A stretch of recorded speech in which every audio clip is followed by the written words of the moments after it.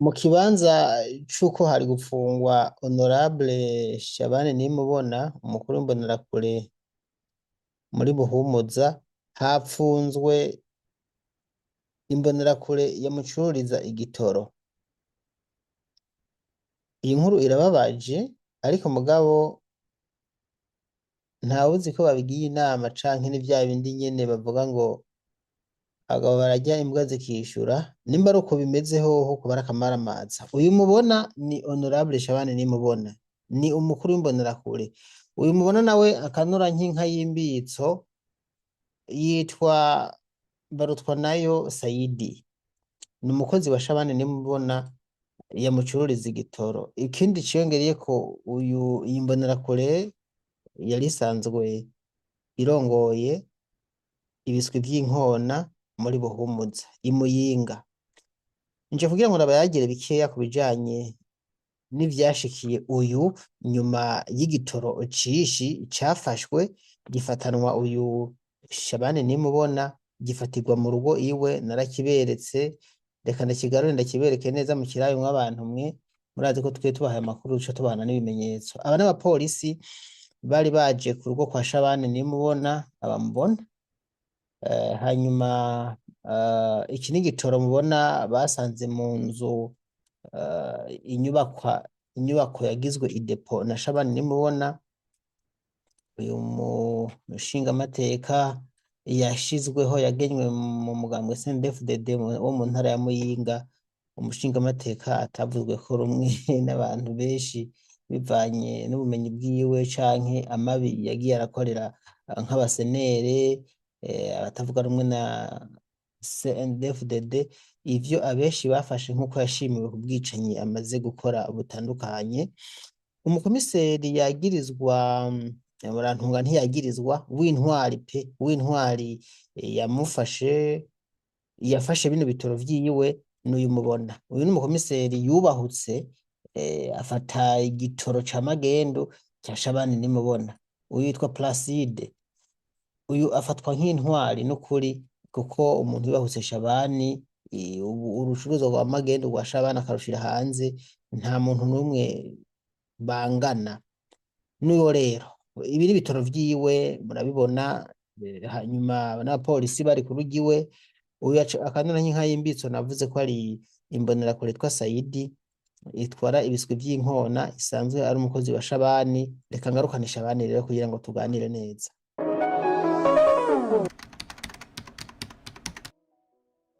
Reka ndabaramutse inshuti bakunzi mudukurikira kuri chaîne ya YouTube Senere Inyankamugayo. Igenekerezo rya 27 ukwezi kwa mbere umwaka w'ibihumbi 2026 ku rugo rwa Shabani harafatiwe igitoro kingana n'amabido 198 yuzuye igitoro co mu bwoko bwa essence. Aya yarimwo amaritiro yababa 4,000 vya essence. Aya maritiro yose yari aya Shabani Nimubona asanzwe atwara urwego rw'imbonerakure ngaha muri Buhumuza. Ni mu ndinganizo nshasha, murazi ni Muyinga, mugabo murazi ko intara bazipoperanije. Sico ngomba kuvuga gusa. Mw'ijoro ryakeye igenekerezo ry'icenda ukwezi kwa kabiri umwaka w'ibihumbi 2026 imbonerakure yitwa Saidi Barutwanayo yari isanzwe irara mu nzu y'umugambwe CNDD-FDD yahora ikorerwamwo ikarashishi n'imbonerakure. Murazi ko uwuzirongo yari Shabani nyene.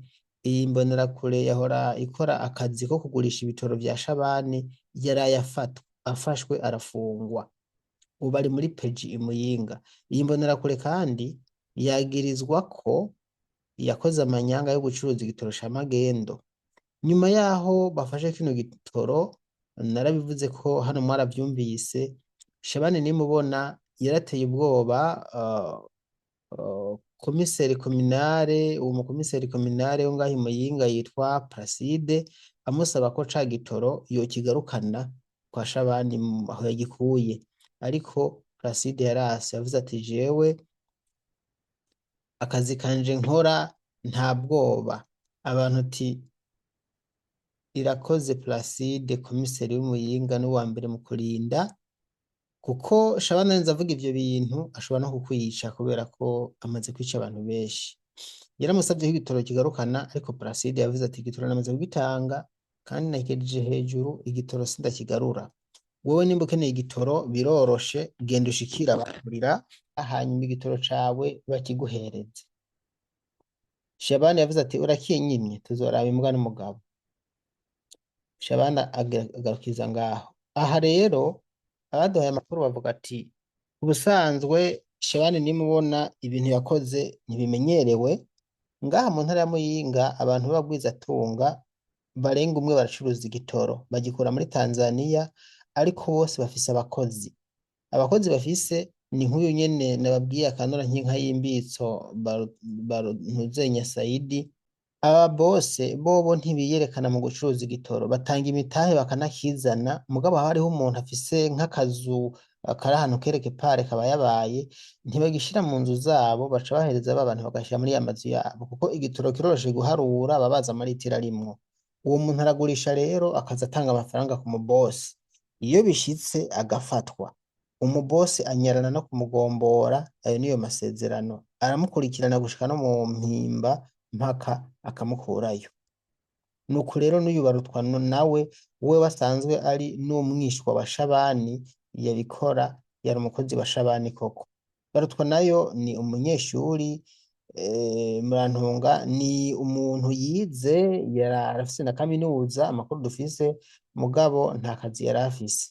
Ni umukene nk'abandi bose bayeho mu buzima busanzwe, vuga ko n'ivyambagwa yabihabwa na Shabani, amafaranga yo kurya yahabwa na Shabani. Nta gitangaje kirimwo kumva rero hoba habaye ikintu nk'iki, afatwa mu rucuruzo yakora rw'igitoro ca Shabani, kuko nta mafaranga yari afise. Igitangaje ni ukuntu bashoboye kurimentanya kuva hirya y'ejo. Shabani abonye bimaze kugera kure, yaciye abwira abantu tutangira muvuge yuko igitoro cyari cya Barutwa nayo, kugira ngo anyeguruke aho yinyegeje, hanyuma basi bamufata bamufunge, nzomufungura. Nuko Shabani yabigenje. Barutwa nayo amaze kuvugana na Shabani akumva ko azomukurikirana, aho yaranyegeye yaciye aja ahabona ejo mu gatondo, hanyuma baca baramufata baca baja kumufunga. Aha Shabani ni umugambi yigiriye kugira ngo kuko azi neza yuko niyamara kwemanga yemanze ko igitoro ari ikiyo baca bamufata, kandi uyu Barutwa nayo yanyegurutse baca bamufata. Bamufashe ace aburana kino gitoro mu kiringo ca Shabani. Nuko babigenjeje. Shabani n'uyu mubona imbonerakure, ubu akaba yicaye mu nama nshingamateka nk'agashimwe bamuhaye ubwicanyi budasanzwe amaze gukorera abanywanyi b'umugambwe SNL, abanywanyi ba Gatogwasa. Tubandanye tunerekeza ku musozo, singomba kubabwira byinshi, ariko ngomba kubabwira ibitari bikiya ku bijanye n'amanyanga akomeje gukorwa inyuma yaho uyu Shabani afatanywe igitoro, ubu indushi akaba ari yifunzwe. Ese none Shabani burya azohava ahanwe koko? Uyu muri Lieutenant Colonel Placide Irakoze, nyuma yaho afatiye igitoro yaciye ava i Muyinga amanuka i Bujumbura. Abantu babona yuko asa n'ubuhunze, mugabo tumaze kumenya amakuru ko yafashe yisubira inyuma i Muyinga. Ntiyarahunze, kumbure ntawuzi ngira agiye kwiruhukira, kuko babonye aciye agenda, kandi Shabani abantu atinyitse, bavuze ati uko biri kose bamuteye ubwoba, ariko mu ndababwire ko ubu yasubiye ku kazi kiwe i Muyinga. Nubwo yagiye Bujumbura, yari yigiriye Bujumbura nyene nkuko bisanzwe, mugabo ntiyari yagiye kubera guhunga Shabani na kare, ngo ni umukomiseri yiyemera ntashobora gutinya Shabani. Uko biri kose yakoze akazi kiwe ngo nkuko yabwirizwa kugakora. Hano nshaka ko rero duhuriza ku kintu kimwe mw'abantu mwe. Shabani nimubona ivyo inama yigiriye kugira ngo uwo munyagihugu anyeguruke, uwo mukuru w'imbonerakure yari asanzwe atwara ibiswi vy'inkona ngaha muri Buhumuza, n'umugambi yashatse gukora wo kuyovya kugira ngo ntibaze bamufate. Mugabo nimba inama nshingamateka yaramaze kumenya ibi bintu kandi ikabona Shabani yakoze amanyanga, bari bakwiye kumukura ku budahangarwa, hanyuma bakamufata bakamubaza icatumye akora urucuruzwa rwa magendu rw'igitoro. Abantu bose bamaze gufatwa mu gitoro mpereye ngaha muri Muyinga nyene barafashwe barafungwa, abatafunzwe baciwe amande menshi, igitoro bakagisezisa, mugabo uwugifatanywe bagaca bamujana kumufunga. Ni benshi bari mu mpimba. None biza gute ngo uyu Shabani nimubona wewe afata mu gitoro ntafungwe kandi bimaze kumenyekana neza yuko ari we agicuruza? Amakuru dufise rero yemeza ko burya nubwo uyu mubona afunzwe Saidi nta misi azomarayo, kuko ngo si ubwa mbere bafashwe abantu bacuruza igitoro i Muyinga, kubera ko baba bafise abantu bo hejuru babatumye. Iyo afashwe amara umwanya mutoya, hanyuma umwe akorera ntaca agenda gutanga ikigira cumi, niko bavyita, ni gutanga igiturire, bagaca bamurekura uwo muntu agaca yidegemvya. Ibi ngo vyama vyabaye bimaze kuba irirenga rimwe, ati nta gitangaza kirimo. Aba n'abapolisi bari baje ku rugo kuri ya nzu yarimwo igitoro hafi ya Shabani, ya depo ya Shabani aho yabika igitoro, bari baje kugisohora. Aba n'abapolisi bari bazanywe n'uwo mukomiseri Placide. Aya n'amabido ashika 198 yarimwo amaritiro angana n'ibihumbi 3,960 yose yuzuye ibitoro. Murumva ko yaba ibihumbi 4. Niyo mpamvu navuze mu ntango ko yari amabido yarimwo amaritiro yababa ibihumbi 4. Nyuma yaho rero uyu Lieutenant Colonel Placide atwara Muyinga agifatiye, abantu bafashe ko yiyahuye, kuko Shabani ni ubwa mbere umuntu amwubahuka akamufatira ikintu kandi aratinyitse. Uyu mushinga ntahe yubahwe nawe, kubona yubahutse kumufatira gufata ibitoro bya magendo. Uyu ni igihangange, je ndamukuriye inkofero. Gusa hari n'abavuga ati ntawuzi ko bizomwerera. Burya Shabani ngo akwishizemwo, asha udapfuye ngo urapfisha kabisa. Namubona ubu ndamwita igihangange, jewe nta bwoba ndabivugana, kuko ibintu yakoze nta wundi muntu yari bwabikore. Shabani ku busanzwe ntavugwa mu izina, oya, abantu bose baramutinya. Uyu arakomeye cyane gose gusumba abantu benshi. Ubu ari mu nama nshingamateka, nta n'ubumenyi yifitiye, ni kubera ubwicanyi gusa yakoze. Baramushimiye muri dede rero, ushoboye kwica abantu baragira igihe bakakuduza igarade, bakavuga ati we turavye ukuntu wakoze akazi neza, bagaca baguhereza igarade. Iri bamuhaye ubudahangarwa bwo kuba honorable, izina ry'icyubahiro azorinda afafise honorable. Baramuhaye ubudahangarwa mu buryo buyobeye. Uyu ni Shabani nimubona, amaze gukora amabi menshi. Mu bihe vya Safisha yarishe abaseneri, barabaye funere murantunga. Ubuho n'abaseneri yaramaze imisi yica, yishe abantu benshi, ntawigeze amuburanya, n'ubu aracyabica. Igitoro agicuruza ku mugaragaro, abandi bafata mw'iritiro imwe niseze. Hari bagifatanye ku moto, batwaranye n'imoto. Ariko Shabani wewe nguyu,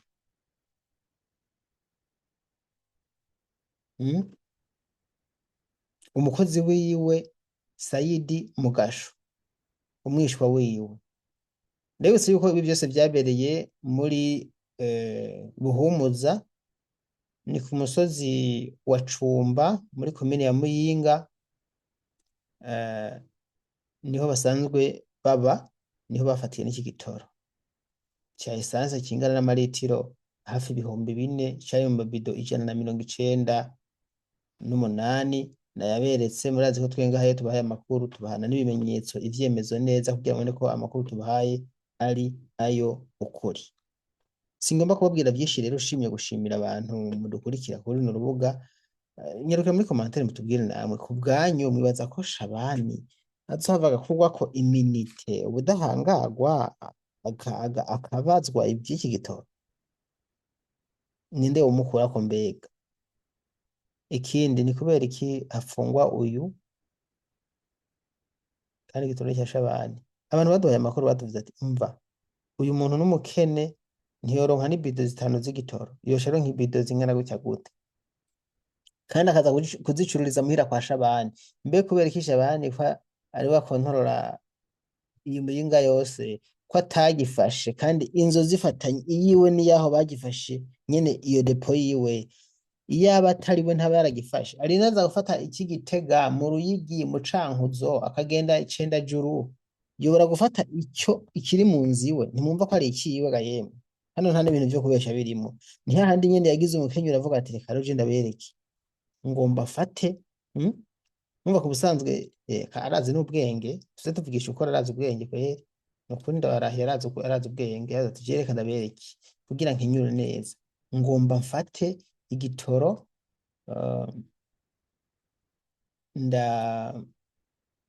ndagishireko uwundi muntu, hanyuma ndagishire hafi yanje ndagikurikirane, mugabo nibamufata bizomwagira ntibizagira jewe. Uwo mugambi yarawigiriye, yarazi ko ashaka kuzomufata rega, avuga ati kugira nibamfata nzira kuno ziregura, reka nkore uwo mugambi. Kandi mbona ko vyaciyemwo, kuko urumva nk'ubu amucakiye, mugabo kubera ko kitari mu nzu iwe, aho cyari kiri hashize uwundi muntu, aca avuga ati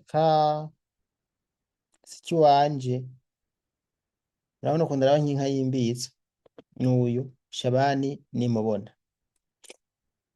Mu mwaka w'ibihumbi 2010 izina rya Shabani nimubona ryaravuzwe cane gose, ryaravuzwe mu bijanye no kunyuruza abanywanyi b'umugambwe SNL. Saho gusa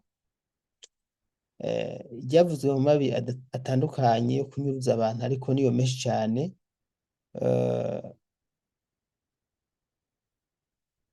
Ryarakomeje kuvugwa kuduga gushika mu mwaka wa 2023, yaravuye muri Muyinga aratandukira aragenda no mu zindi ntara kunyuruza y'abantu, Cankuzo, Ruyigi, Muyinga, aha niho hantu yanyuruje abantu benshi cane. Mu mwaka wa 2024 yaranyuruje indongozi z'umugambwe SNL, abayoboke ba Honorable Agatogwasa. Nta muntu n'umwe yigeze afata n'umunsi umwe byibuze ngo avuge ku bijanye n'uyu Shabani ivyo ariko arakora. Uyu munsi ariko acuruza igitoro cya magendo, ari mu n'amashingamateka, n'abamusumbya ubumenyi ntibari mu n'amashingamateka, harya hantu ntiboharonka, mugabo wewe kubera ubwicanyi gusa yakoze n'amabi yakoze baramushimiye kubera SNL yanyuruje. Ntamwa kugira ko mu Burundi rero ntavyo gutera imbere, Burundi ntimuzotera imbere, kuko abantu baha akazi ni inkozi z'ibibi gusa, si ukuvuga ngo baha akazi ubishoboye. Ivyo muvyumve neza. Bama nama numva basemerera amashirahamwe adaharanira inyungu za politike, amashirahamwe yigenga, avuga ati nyaboneka muri leta y'u Burundi nimba bagiha akazi abantu ariko bari mu mugambwe bataraba ubumenyi, Uburundi ntibuzopfa buteye imbere. Burundi goma bwarose imfashanyo igasubira inyuma kubera ko yananiwe bitakoreshejwe neza imigambi biyemeje canke basabwe batayujuje. Incabwenge ziba zokoze imigambi ziri ngaho, amafaranga agasubira inyuma, kandi muzi ko turi igihugu ca mbere gikenye kw'isi kubera gusa inda ndende yo kudaha akazi ababishoboye. Mu Burundi rero ntihahabwa akazi ababishoboye, oya, hahabwa akazi abashoboye gukora ivyo ubutegetsi bushaka. Ibi rero navyo akamaramaza ku busanzwe. Nta vyinshi ngomba kubabwira jewe rero, reka wanashaka ngabwize ngaha. Aya masanamu muriko murabona niyo yari yihariye ikiganiro. Shabani nimubona n'umupolisi yafashe igitoro ciwe, Shabani nimubona umupolisi Placide, igitoro ca Shabani, igitoro ca Shabani, umupolisi n'igitoro bafashe igitoro ca Shabani, iki n'igitoro ca Shabani, abapolisi bagiye kwa Shabani gufata ibi bitoro. Uyu nawe ni imbonerakure isanzwe ifunzwe yitwa Saidi, mu kibanza cy'uyu mushingamateka ari kuba afunzwe Shabani nimubona. Ndabashimiye, ndabakengurukiye ko mwashoboye kubana nanje. Nitwa Daniel Mugisha ngaha kuri SNL Nyankamugayo, ariko kandi genda no kuri Urugendo News, naho nyine urahasanga ibiganiro byacu. Uyu mutipe uyu ni hatari. Imana yo mwijuru ibarinde. Murakoze.